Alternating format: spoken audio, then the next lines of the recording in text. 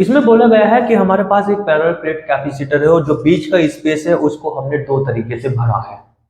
एक तरीके से इस तरीके से भरा है और दूसरा तरीका यह है कि बीच में हमने एक मिडल बनाया और मिड में K1 डाइलेक्ट्रिक कांस्टेंट का मटेरियल डाला और उधर वाले में रीजन में K2 डाइलेक्ट्रिक मटेरियल का सबस्टेंस डाला है। और ऐसा करने से इस कैपेसिटर का कैपेसिटेंस जो भी है और इस कैपेसिटर का इक्विवेलेंट कैपेसिटेंस जो भी है वो दोनों इक्वल है, मतलब कैपेसिटेंस चेंज नहीं करे आपने। हमने केस 1 कर दिया है, ये केस 1 है और ये केस 2 है। दोनों केस 1 और केस 2 में इक्विवेलेंट कैपेसिटेंस सेम रहता है। तब हमसे पूछा गया है कि इनके डाइलेक्ट्रिक कांस्टेंट K1 और K2 और K में एक रिलेशनशिप बनाइए और वो हमें बताइए बना करके कि वो रिलेशनशिप क्या है। आप क्वेश्चन में देख सकते हैं कि किस तरीके से क्वेश्चन की लैंग्वेज और क्वेश्चन में पूछा जा रहा है। तो आइए हम इसको करते हैं सिंपल। सबसे पहले हम केस फर्स्ट ले लेंगे। यहां से अगर हम केस फर्स्ट ले तो केस फर्स्ट में हम जानते हैं कि अगर हम पैरेलल प्लेट के अंदर कोई डाइलेक्ट्रिक मटेरियल्स डाल देते हैं जिसका डाइलेक्ट्रिक कांस्टेंट K होता है, तब उसका कैपेसिटेंस इस तरीके से दिया जाता है A epsilon not multiply bye dielectric constant upon distance of plates D distance है। तो ये हमें मिलता है फर्स्ट केस में, तो यहाँ पे हम फर्स्ट लगा करके रखेंगे। अब हम चलते हैं केस 2 में। केस सेकंड में हम देखते हैं कि हमारा जो कंप्लीट कैपेसिटर था वो 2 पार्ट्स में डिवाइड हो चुका है, D/2 and again D/2 parts में डिवाइड हो चुका है। तो हम यहाँ पे ऐसे समझ सकते हैं कि हमारा कैपेसिटर 2 कैपेसिटर बन गए जो कि सीरीज ऑर्डर में लगे हुए हैं, ऐसा हम मान लेंगे। तब हम इनका इक्विवेलेंट कैपेसिटेंस निकालेंगे और वो उसका इक्विवेलेंट कैपेसिटेंस का मतलब इस पूरे कैपेसिटर का कैपेसिटेंस, और ये इक्विवेलेंट कैपेसिटेंस इसके कैपेसिटेंस के इक्वल होगा, यानी कि इसके इक्वल होगा। तो हम केस 2 में यहां पर आ जाते हैं।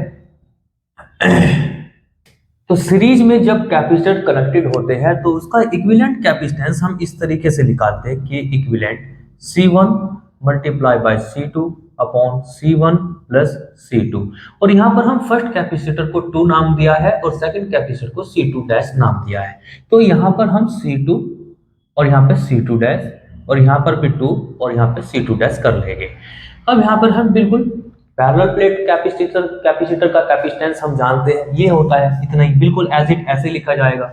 2 के लिए लिख रहे हैं तो 2 के लिए लिखेंगे A, एरिया नहीं बदलना है, एरिया, और ये epsilon not multiply bye dielectric constant 2 में कितना डाइलेक्ट्रिक कांस्टेंट है, तो आंसर है K1। तो यहाँ पर हम K1 लिखेंगे और दोनों के बीच का डिस्टेंस कितना है, ये D/2। ये हम यहाँ पे डिस्टेंस लिखेंगे D/2, बिल्कुल इस फॉर्मूले की तर्ज पे मैंने ये लिखा है। अब यहाँ पर आ जाता है दूसरा कैपेसिटर C2 डैश का भी बिल्कुल सेम ऐसे ही लिखना है, A एप्सिलॉन नॉट और K1 की जगह यहाँ पे K2 कर देना है, अपॉन में डिस्टेंस है हमारी D/2। अब ये डिनोमिनेटर, ये रहा आपका डिनोमिनेटर, इन दोनों को अब ऐड कर देंगे, यानी कि इन दोनों क्वांटिटी को ऐड कर देंगे। तो ये रहा A epsilon not K1 upon D/2 plus A epsilon not into K2 upon में D/2। ये हमने ऐड कर दिया है, ठीक है। अब इसको हम बच्चों हम सोल्व कर लेंगे। सोल्व करना बहुत इजी है, ये 2 ऊपर चला जाएगा यहाँ पर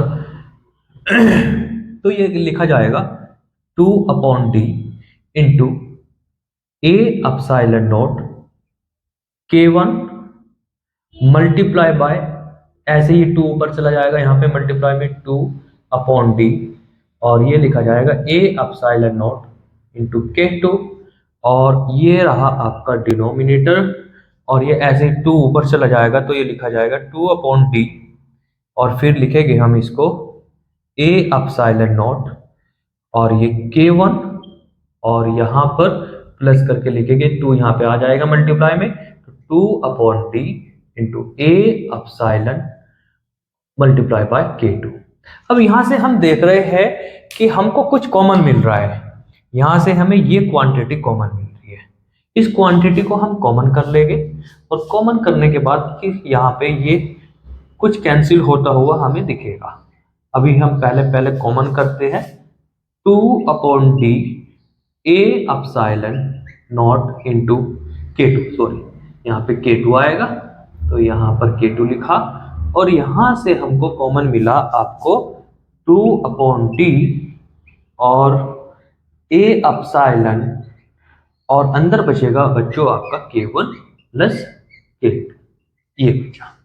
अब यहां से हम देख रहे हैं कि ये वाला फैक्टर जो है, एक फैक्टर इससे कैंसिल हो जाएगा, तो हम इस फैक्टर को आसानी से कैंसिल कर देंगे, जैसा कि मैंने कर दिया। तो अब आपके पास कितनी वैल्यू बची, इस वैल्यू को हम लिख लेते हैं। 1 सेकंड, मैं इसमें कुछ सम ड्रॉप्स मिला लेता हूं, 2 बूंद जिंदगी की पोलियो की दवा, तो ये मैंने मिला ली। और अब मैं इसका ये क्या बोलते हैं इसे, ढक्कन लगा देते हैं।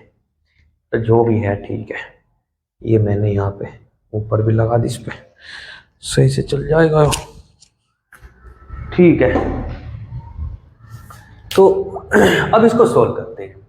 तो इसको अगर हम सोल्व करेंगे तो C इक्विवेलेंट की वैल्यू हमारी बनेगी, C इक्विवेलेंट हमारा बना, ये सब कैंसिल होने के बाद ये बनता है आपका बच्चों 2/d, एक तो ये बचा मेरे पास 2/d और a epsilon K2, a epsilon K2, और ये भाई साहब भी तो है K1, इस K1 को भी लिखो। नीचे क्या बचा, नीचे बचता है K1 प्लस K2, ठीक। इसको सेकंड इक्वेशन मान लो, और ये हमारी फर्स्ट इक्वेशन थी। अब बच्चे जैसा कि क्वेश्चन में बोला है, क्वेश्चन की शर्त ये है कि हमने ऐसा काम कर तो दिया, हमने फर्स्ट और सेकंड केस बना तो दिए, लेकिन जो कैपेसिटेंस है, इक्विवेलेंट कैपेसिटेंस है फर्स्ट केस का और सेकंड केस का, वो चेंज नहीं होता, वो नहीं बदलता। अगर वो नहीं बदलता तो हम भी नहीं बदलेंगे। तो फर्स्ट इक्वेशन का कैपेसिटेंस मींस इसका कैपेसिटेंस, और सेकंड इक्वेशन का कैपेसिटेंस मींस इस वाले कैपेसिटर का कैपेसिटेंस, ये दोनों इक्वल है। तो इसलिए हम इक्वेशन फर्स्ट और इक्वेशन सेकंड को दोनों को इक्वल रख देंगे, और इक्वल रखने से हमें K1 K2 और K में एक रिलेशनशिप ऑब्टेन हो जाएगी, जो कि बहुत आसान है। तो ठीक है, अब मैं यहां पर कर देता हूं, ये मैंने यहां पे कर दिया। तो यहां पे लिखेंगे अकॉर्डिंग टू क्वेश्चन,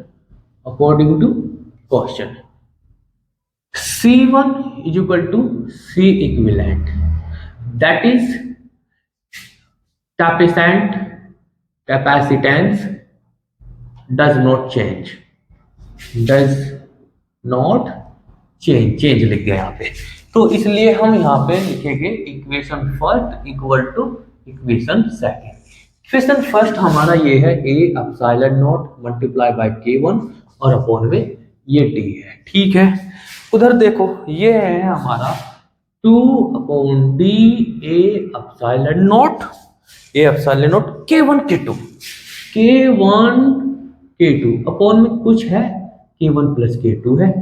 तो यहां से हमें दिख रहा है d से d कैंसिल हुआ, a से a हुआ, एप्सिलॉन से एप्सिलॉन हुआ, K1 से K1 हुआ।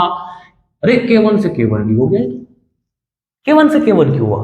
नहीं, C1 की वैल्यू ओनली K है, तो यहाँ पे C1 की वैल्यू K, तो ये तो कैंसिल नहीं होगा ना, ये कैंसिल नहीं होगा। तो हमारे पास वैल्यू बनी K is equal to K1 K2, और ये भाई साहब 2 भी तो रह गया, 2 अपॉन K1 प्लस K2। कितना इंपॉर्टेंट और कितना अच्छा, कितना इंटरेस्टिंग क्वेश्चन था। इस क्वेश्चन को कर लेना जरूर, आसान क्वेश्चन था।